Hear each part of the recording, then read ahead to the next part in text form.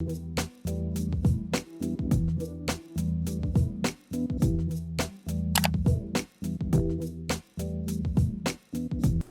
welcome to the Wave Report. This is Tromonte. Please like and subscribe to the channel. I have a special guest here today. Introduce yourself. Oh man, this is Marcello Trigg.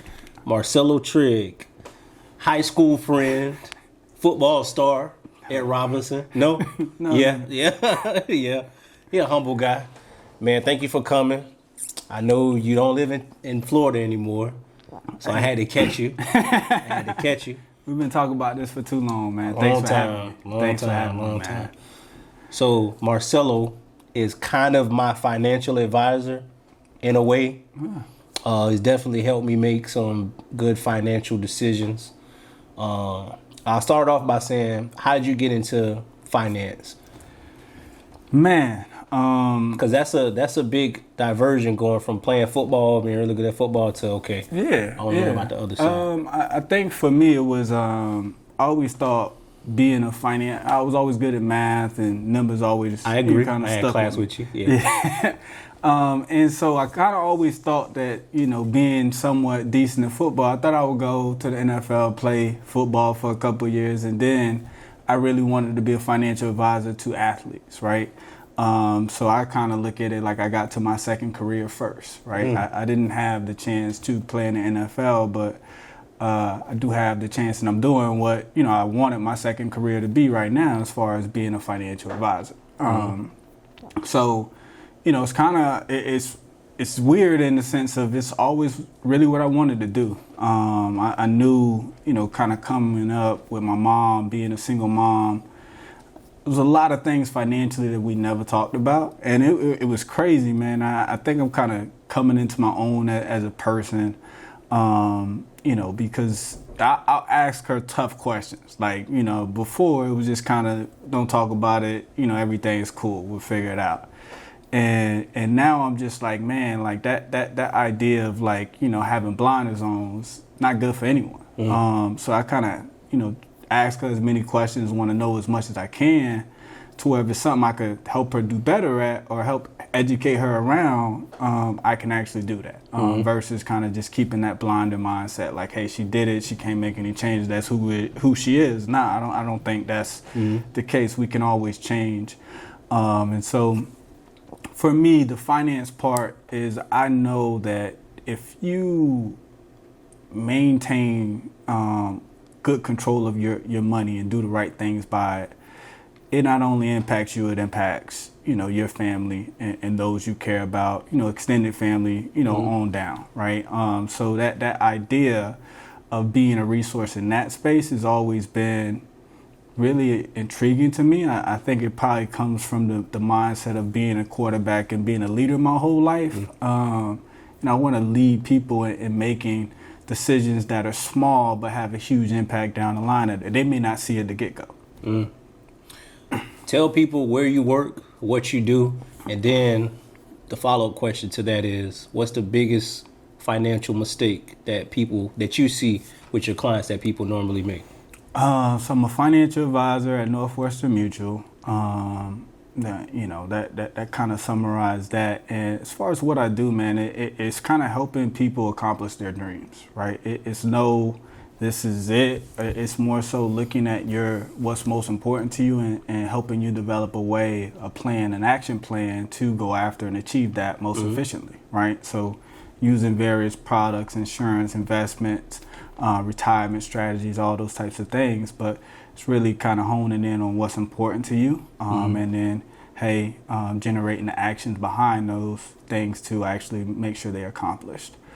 As far as kind of worst financial decision, the biggest common mistake that you see people make. The biggest common mistake is, I would say, first and foremost, is not budgeting.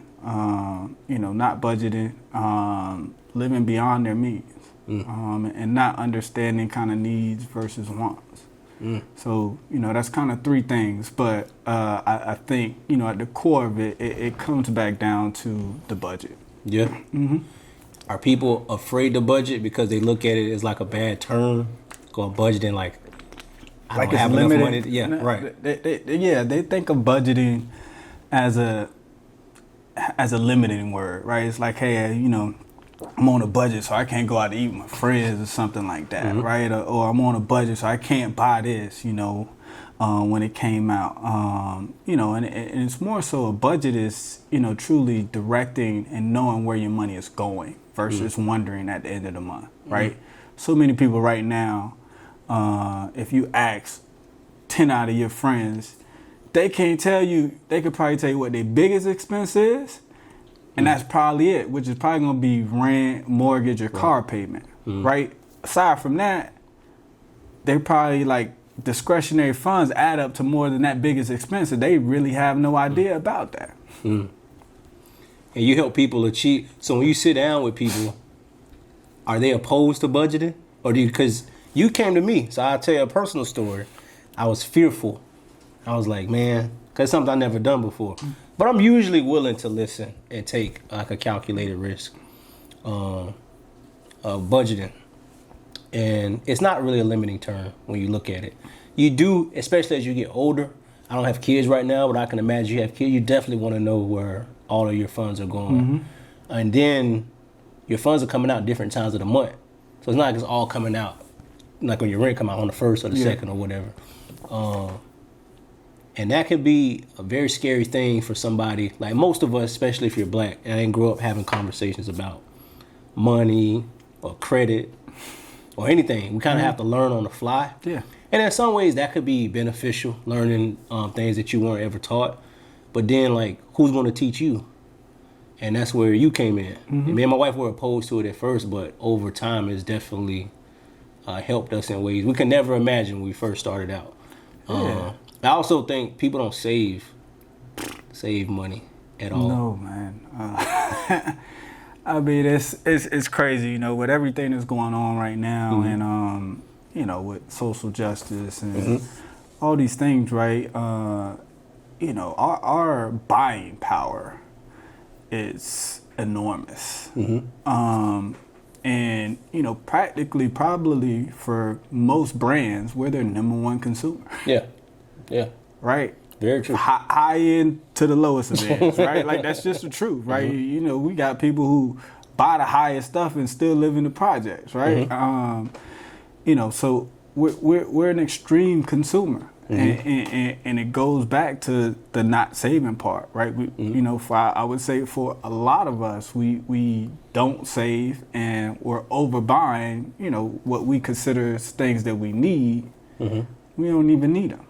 Whether that's cable or our kids to have the newest and highest fashion, right? Like those are not needs, right? Those are wants, right? And I remember I was talking, you know, me and my brother talking to my mom earlier this week, and just talking about, hey, how the idea of, like, you know, when we used to go school shopping back in the day, you get like 4 outfits and 1 pair of shoes. Like, that was it. Like, that was the whole school year. Like, if you came up off something, you know, later in the year, like, you was happy. But those 4 outfits and that pair of shoes, you had to make that work, right? And nowadays, man, you just, it's like we want our kids to indulge in these things that we really can't afford. And speaking of affording things, our generation, we want things really fast, obviously, because everything around us is moving just as fast. So when it comes to saving money, we won't really save because we want the money now. I want it now. I want to be able to just go spend it now, and I want to see it. I want to see it in my bank account. So we don't invest in our future like that. Why are so many people, especially people who have kids, we've had conversations about this, so opposed to life insurance? Man, I think it's the fear of, like, they feel like if they have the conversation about it, they're going to pass away. Yo, it's so many people, man, I'm scared. Like, if you this scared, that's exactly why you should have it. That's a good point. Right? You know, I have people I talk to, and they're like, well, I can't afford it. Right? If you can't afford it, you can't afford not to have it. Right? That means that you're not in the place financially to where if something happened to you or your said spouse, that things are going to be okay. So you can't afford not to have it. Right? Like, I mean, you know, not to call, like, I got best friends of mine who I know buy their kids shoes every month.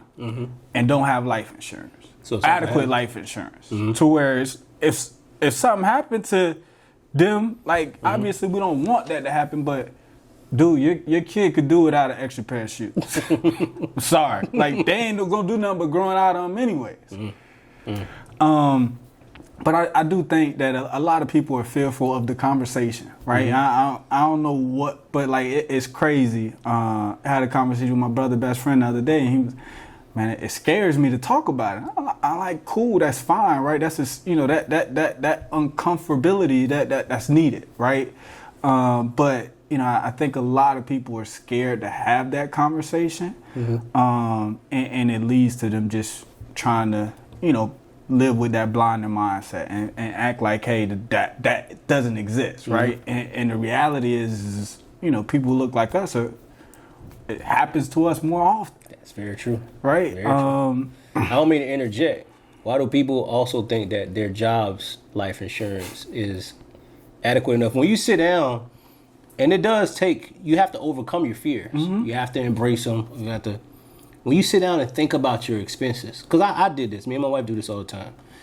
If I have a mortgage, so this is hypothetical, because I'm still renting. If I have a mortgage, if I have 2 car payments, if I have kids, if I have debt, something happens to me, most jobs, as my wife always likes to reinforce, they only match your salary. The life insurance generally matches the salary that you make. If I'm only making $40,000 and I got 3 kids and all this stuff, who gonna pay for this shit? They not. They not. I mean, like, your job is gonna pay for you as much as you earn for them, right? It's not a place to where like they're your parent or something. They ain't gonna just make sure you're always good, right? They're here to make sure you have benefits enough to intrigue you, but not to take care of you as an individual, right? Like those are things you got to make conscious decisions on your own, right? And so when it comes down to that, right, generally, like you'll see that your job will provide 1 or 2 times your salary. And then sometimes you could get supplemental coverage through your job, right? So, I work with, some attorneys and stuff like that. And so they're able to get, on the supplemental side, a lot more, right? Because it becomes a multiple of their salary. But the reality is that that's only why you work at that job, right? I mean, look at what we're going through right now. We're seeing people getting furloughed, jobs going away that are never going to come back, jobs going away that will come back in a few months, right? But in that time frame, does that mean that you shouldn't have coverage? If you should have some type of coverage that is outside of your job. And so it's just not enough, right? It's just not, when you look at it, right? Most of my clients, when they're talking about life insurance, they want to cover 3 things. They want to pay final debts and expenses. If they have kids, they want to make sure college is covered, right? Whether that's trade school, whatever it may be, it may not be a traditional 4-year college, but make sure, hey, dollars are set aside for where, hey, my child needs something for higher education, it's there. And then the biggest expense is going to be, hey, replacement of income into the household, right? So like if nowadays there's 2 income households, and so, with that 2 incomes, we're able to sustain a lifestyle based on those 2 incomes, right? Okay. And so if one of those incomes is cut off or is no longer there, right? That lifestyle that you were maintaining in most cases was above just that one person's income, right? And we're not including any kids and stuff like that as supplemental dollars that we may need for childcare or something like that.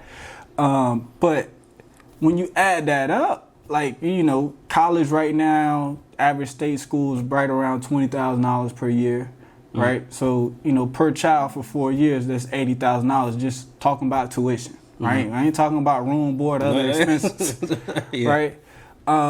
It debt-wise, right, that can range, right? That's just you, right? But, and then on the actual burial costs, you probably talking between $15,000 and $20,000, probably north of that if you really want to have a good burial, right? Like, so it's kind of just adding those things up, and those things, like you said, they don't add up to be 40, 50,000 or whatever that amount is that's through your job. Is probably north of that. And the other reason why you should look outside of your job is because you probably want to continue that after you leave that job or after you retire.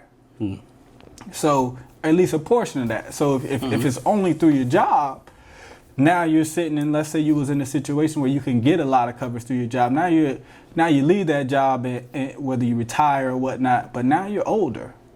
Now you may not be as healthy as you were before, right? And so now you're looking at, hey, replacing that insurance that you had through your job, and now it's going to be a lot more expensive. Yeah, that's true. That's true. You deal with clients who make a lot of money per year. Us working class people assume that if I just make more money, then my financial space in my life will be taken care of. But you have stories, without naming names, of people who make upwards of six figures, a lot of money, and they don't have money like the person next door to me, probably. Yeah, I mean, the reality is, Monte, is it's not about what you make, it's what you save, what you invest for your future, right? And obviously that's scalable, right? The person that's making $100,000 right there, quote unquote, should be able to save more than the person that's making $50,000. Should be. That's right. Should be.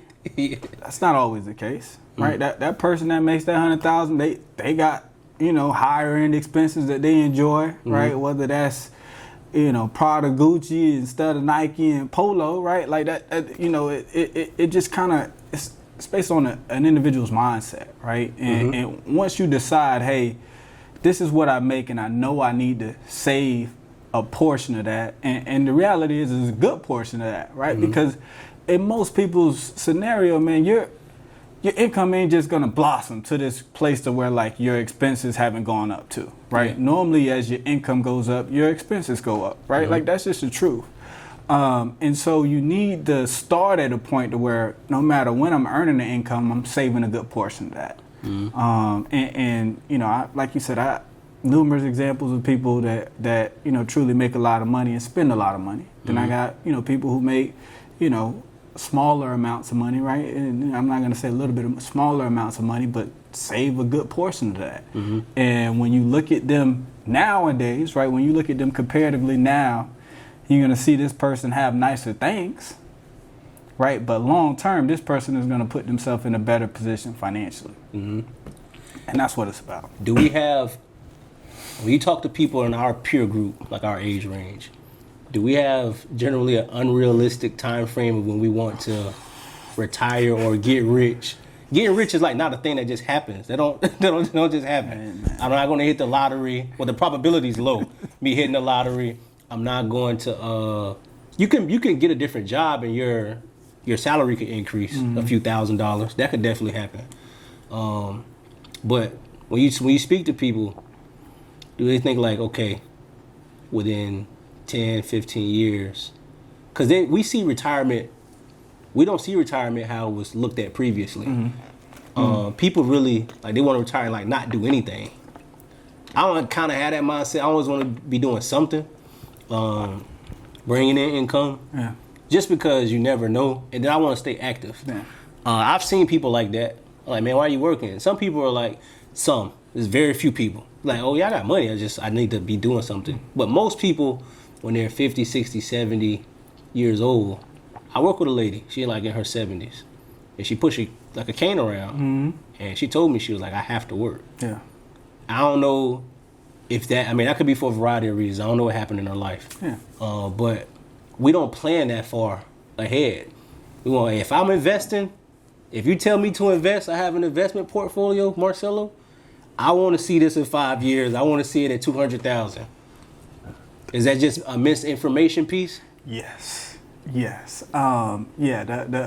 idea of retirement, for most of us, we haven't seen it, right? Like I see my mom. Like my mom still needs to work. Her husband still needs to work, right? My mom's birthday yesterday she turned 59. Oh, God bless her. God bless her. It's a blessing, but like the reality is she's not at a place to where she could retire. And honestly, looking at her finances, she ain't close to that, right? So it's a thing that we haven't seen, right? So we don't know what that looks like, right? We see kind of the elders in our space continuing to work, and we don't ask that question. Hey, uncle or auntie, like, are you working because you need to, or is this just something you out here doing? Yeah. Right? And I think if we ask a lot of them that true question, that heart-to-heart question, a lot of them will be working because they need to, right? Mm-hmm. Whether that's for, health benefits or, hey, delaying Social Security, whatever it may be, it's because they can't afford for that to be an out-of-pocket expense for them right now. Mm-hmm. And then as far as the time frame on retirement, yes, man, it's ridiculous, right? Like you'll sit down and talk to a 23, 25-year-old, and like, man, I want to retire at 45. Like, bruh, cool, man, but like, you say you make $6,000 a month and you spending $5,000. Like, if you want to retire at 45, you gotta save for that. Yeah. Like, you gotta live on a third of what you make. Mm-hmm. And that still may not be enough. Mm-hmm. And so we don't get that, right? Like if you retire at 45, right? I think when I looked at it maybe last year, that like the average life expectancy was like for an average male was like 85 years old. Mm-hmm. You retire at 45, that means you need to accumulate enough wealth to live another 40 years. Yeah. Off the lifestyle that you want. That's right. This not even, you don't have kids yet, you have a wife, a husband.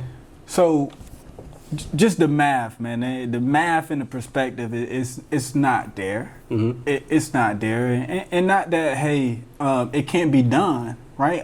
I'm not saying to shoot down your dream, but like your dreams have to somewhat be real, mm-hmm. right? They have to be attainable. Like I can't sit here and say I want to be the first black male on the moon, and I'm not trying to be an astronaut.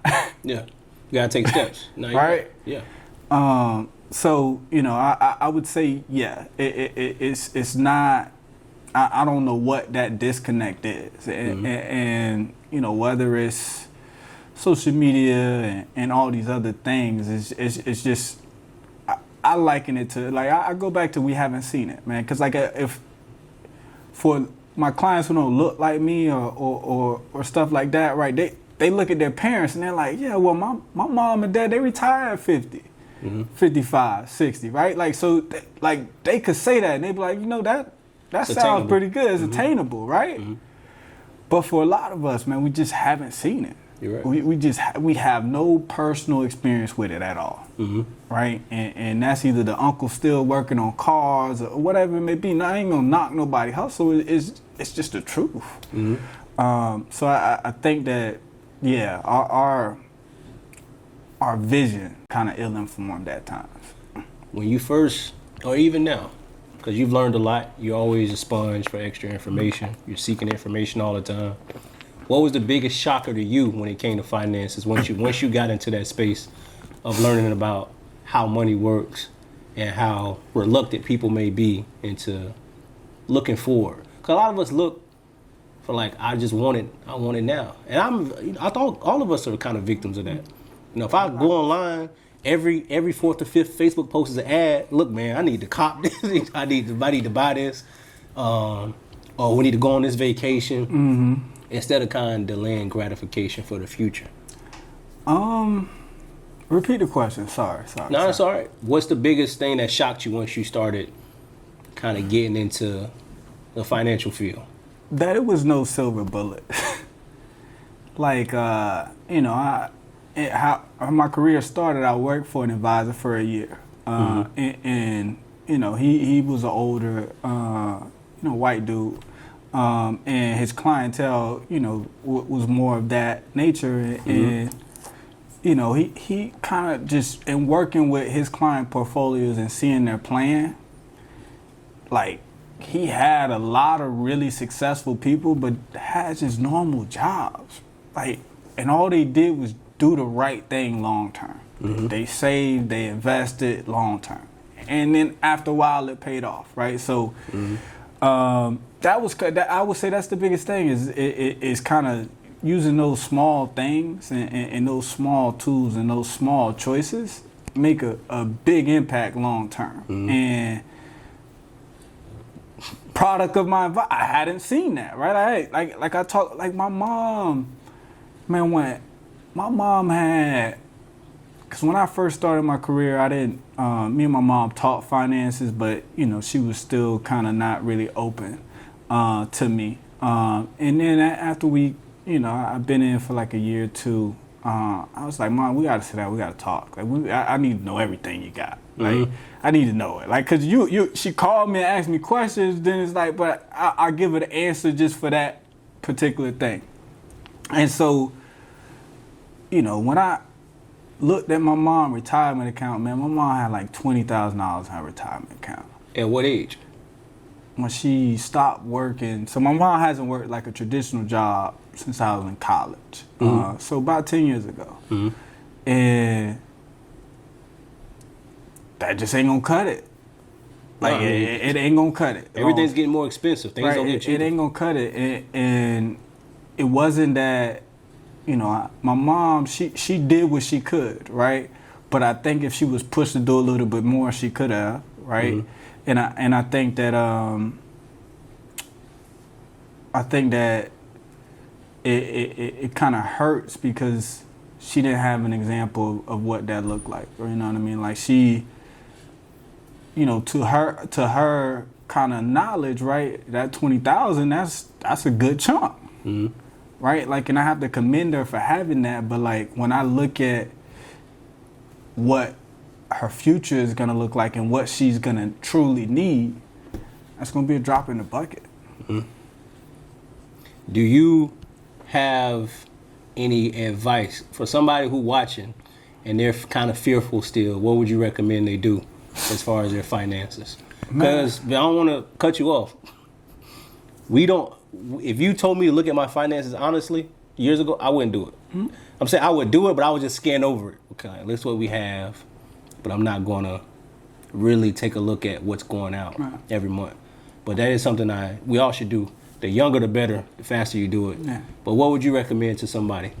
Man, I would first start and say, look, if you commit to saving 20% of what you make between cash and retirement, long term you should be in a decent place, right? So like that's just very simple. Save 20% of whatever I make, right? So like if you start there, honestly, at the end of the day, I could care less what you spend your money on, right? Like, you ain't even got to review your expenses if you save that 20%, right? But we're not even getting there, right? We're saving 5%, and it's a struggle to increase that throughout our life, right? And so I would say if you kind of started there and just had him mindset-wise, hey, as soon as I start working, I'm gonna save at least 20% of what I make.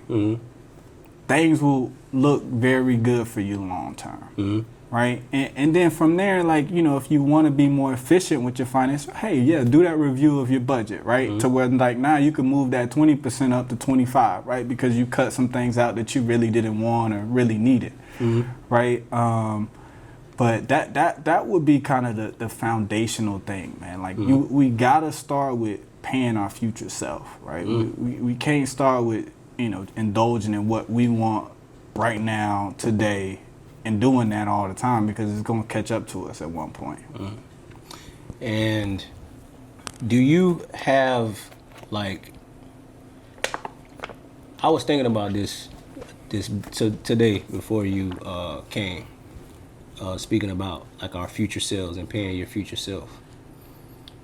Some people don't think that they'll live long enough as far as like life insurance is concerned. So can you explain how the different options that you can kind of manipulate your life insurance? Because I think people just think if I get a life insurance policy and I live long enough, then I've been paying into something that I'm not really going to use per se, even though the life insurance isn't really for you. But tell people a few things they could do with their life insurance if they choose to get it, and why it's a good decision to make, even if it's not with the place you work for.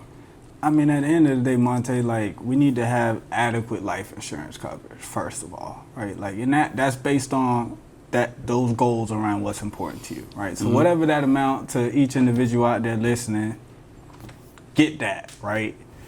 And that could be through my company, your company, you and I company, it don't matter, right? As long as you got that at some type of company that's pretty reputable, you're fine, right? So that's just getting basic life insurance, right? So there's a couple different types of life insurance.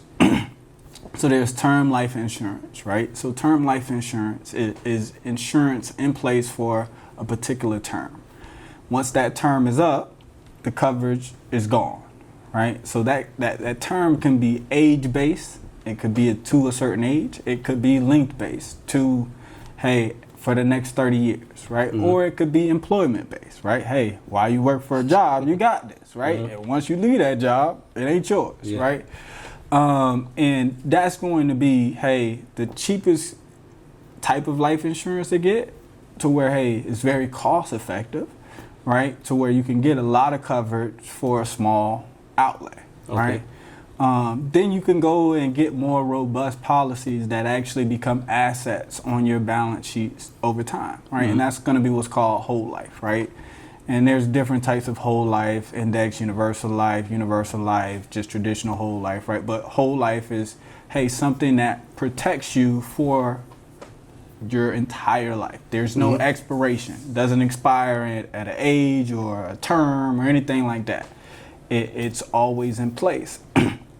And so when I look at that, I think that, hey, if I'm going to get term life insurance, I want that term to be as long as possible, right? Because, hey, I don't know when I'm going to want to be done with having life insurance. That may be age 90, right? Like, that's just the truth, right? The reality is over time, your insurance needs should go down, right? Once you start to build your family.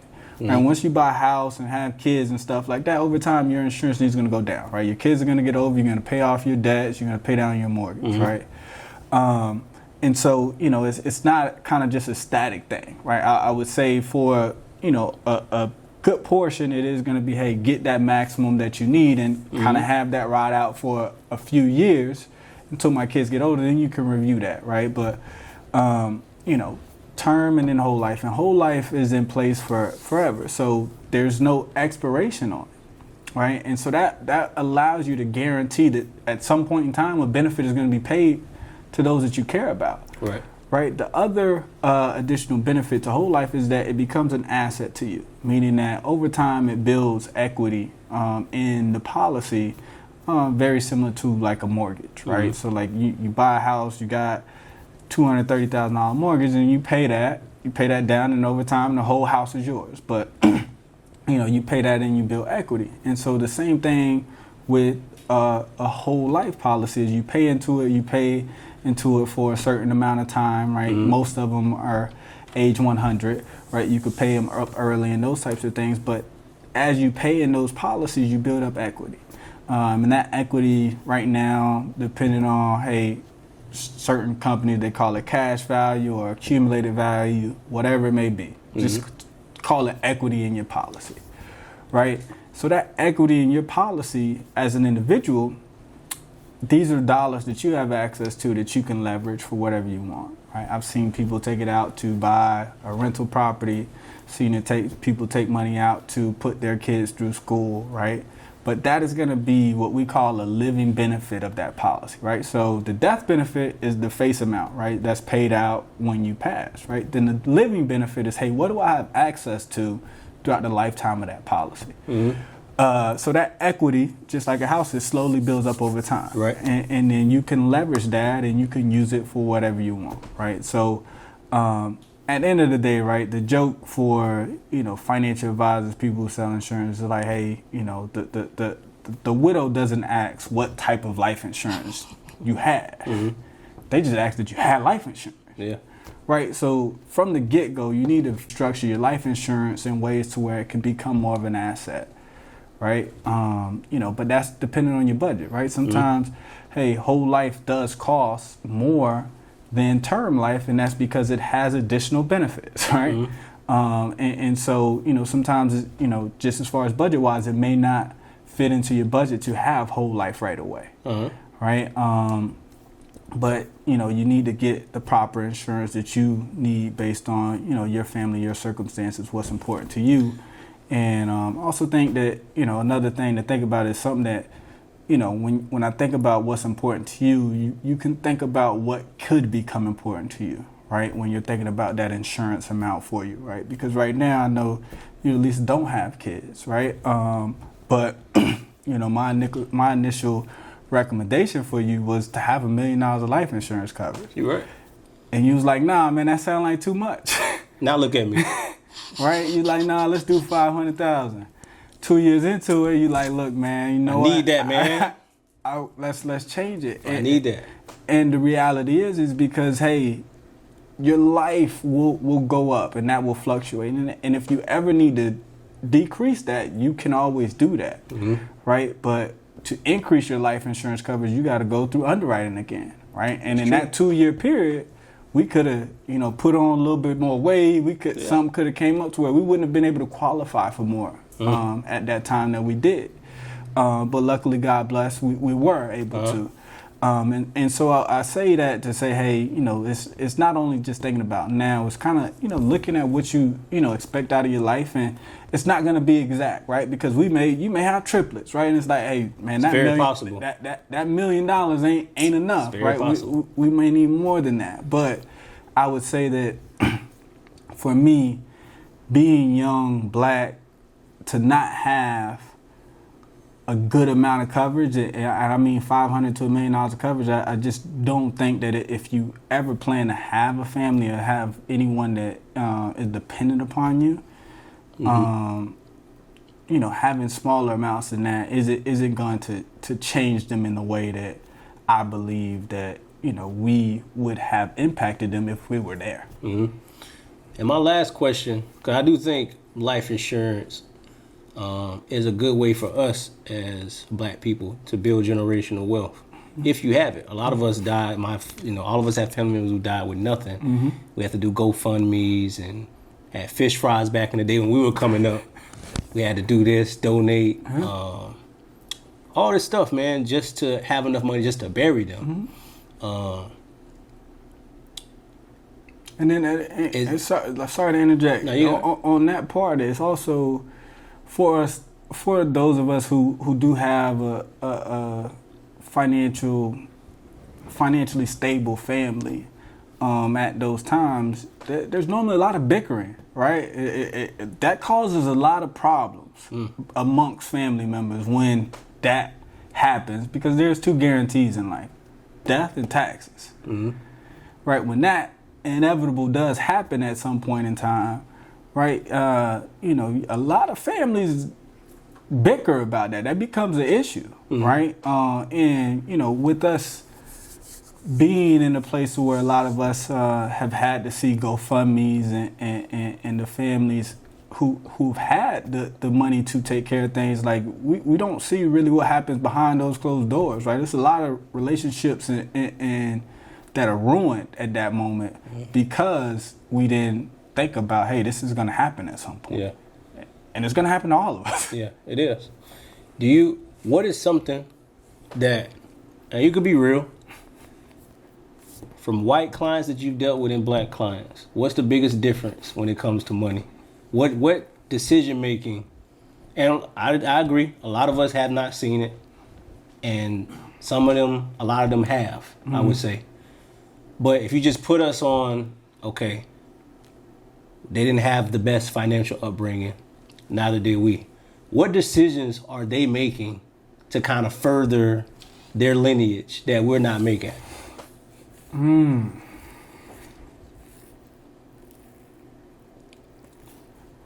Honestly, man, it's actually just the simple action of acting.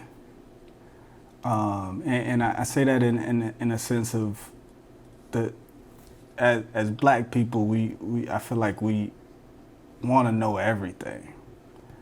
As far as kind of just intelligence and stuff like that, I think, if we just gonna go black and white, that action by my white clients happens a lot faster. And I think that's because they've been able to see their parents listen to somebody else when it comes to finances and them become successful. For a lot of us, we're kind of making those decisions on the fly. Yeah. Most of us, particularly our generation, are trying to be that person that instills the idea of what generational wealth looks like, right?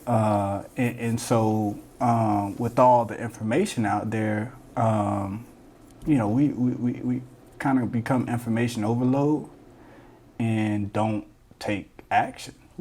Yeah. And so I think that if I could segment it in those two, is truly that, right? They are more willing to listen and more willing to be coached. And there's a lot of hurdles for us, right? Whether it's trust, Yeah. I think that's the biggest thing, man. Like, if I had to truly just put it like that, it would be the fact that if I give same client, same prospect, just black or white, same financial plan, and they got the same goals, right? This person has had an example of what that looks like if they listen. This person hasn't. And so this person continues to delay taking that action. And that delay it could be 6 months, it could be a year, it could be 5 years, right? And that just allows this person to, same point, they were on the same level, just to, slowly get ahead of them. And that continues, and we continue to have our generational kind of wealth divide between black and white, because honestly, we don't like to listen. You ain't lying. You ain't lying. And we definitely are apprehensive to act, especially if we don't feel like I have everything I need to make an informed decision. But I've learned as I've grown, you don't have to know everything. No, man. You know enough to make the best decision you can at the time, and you just go with it. There's no way it could really backfire on you. Yeah, I mean, I see the money, but it's not. We have to start thinking like it's for us. This is not necessarily for me. It's for, if I have a wife, especially if I have kids. I definitely can have triplets. That's how probability is high. I could definitely have triplets. And nieces and nephews, things like that. It's very possible, man. Listen, it's every decision that we make isn't going to be perfect, right?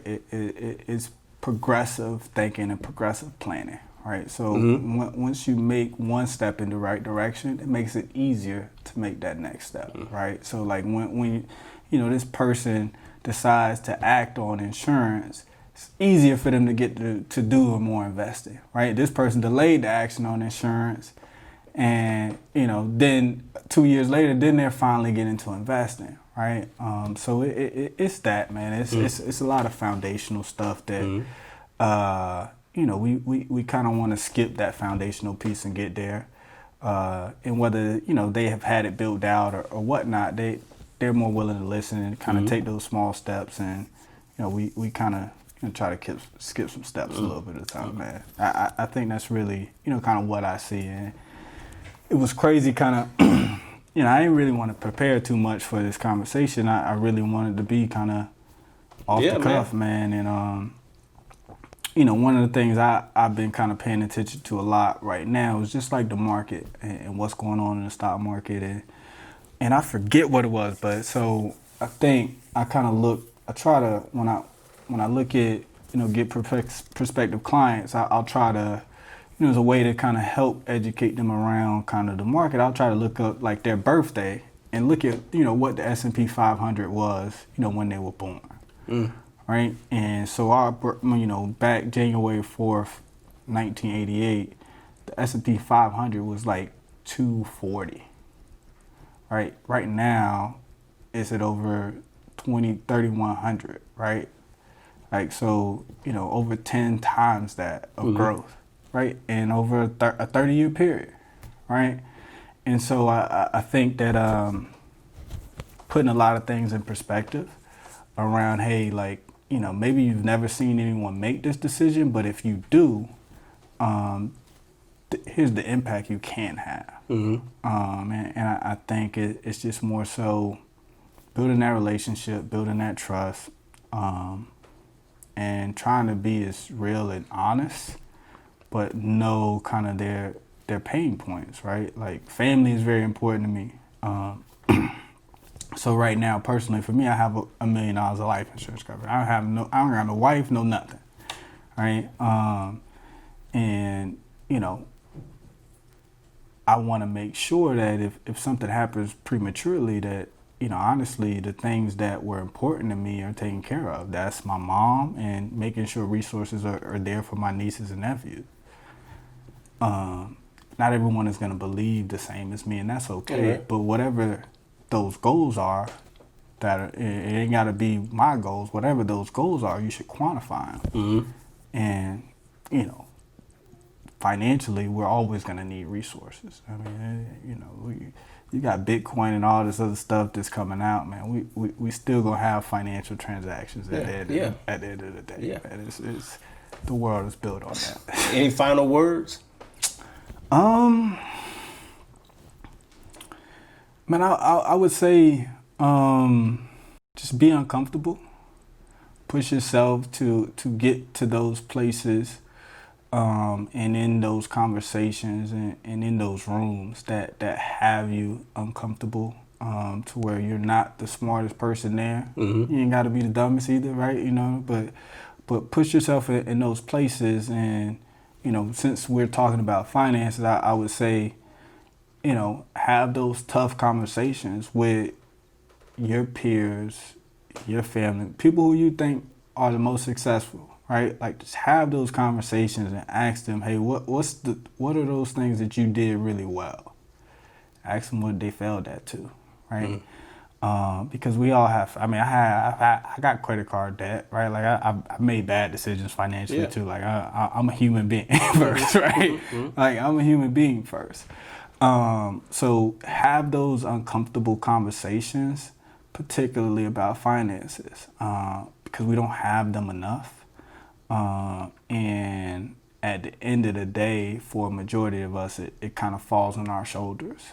And sometimes it's just too late. Versus if we could have had that conversation earlier, we could have planned a little bit better. Mm-hmm. The whole world don't have to come crashing down when that situation does arise. Mm. Well, thank you, my man. When Marcello came through, it's so hard to get Marcello on the episode of the Wave Report and talking about it for so long. But I'm very appreciative that you're able to stop by this weekend. Like, subscribe to the channel, please. Comment. If you have any questions, hit us up.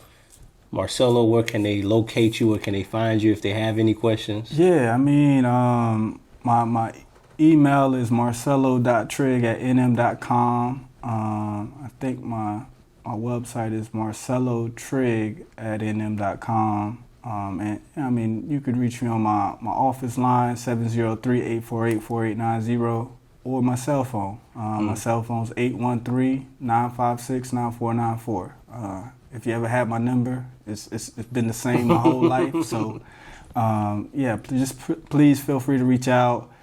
Any questions, comments, thoughts, concerns, like that. That's just the truth, man. I think that it's really about helping people make great decisions, and it's about educating them around, hey, what those decisions should look like. Well, I appreciate you, man. Y'all follow the wave. We'll get back with y'all soon. Peace.